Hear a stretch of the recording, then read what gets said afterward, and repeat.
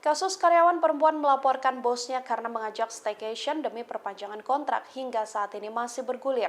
Sosok bos yang berulah tak pantas ini pun menjadi sorotan. Belakangan diketahui sosok bos ini berinisial H, bukan B, seperti yang sempat ramai di media sosial.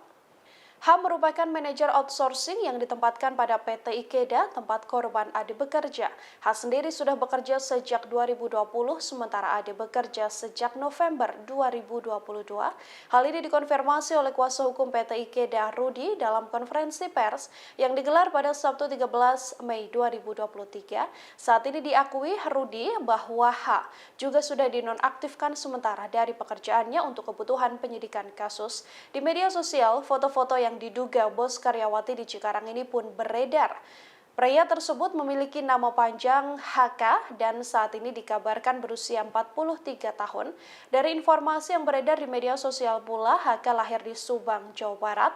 Disebutkan HK mempunyai profesi lain di luar pekerjaannya di PT Ikeda.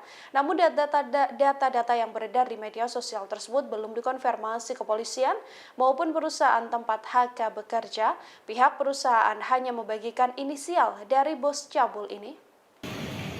Di dalamnya adalah salah satunya beberapa kali kalau karena setelah viral untuk oknum ini komunikasi dengan kami. Beritanya sebetulnya tidak seperti yang disampaikan. Kemarin kami mendengar di interview TV1 ya menyampaikan memang hanya makan-makan dan ada jalan-jalan. Itu tidak terjadi. Tapi semua itu diserahkan ke masing-masing.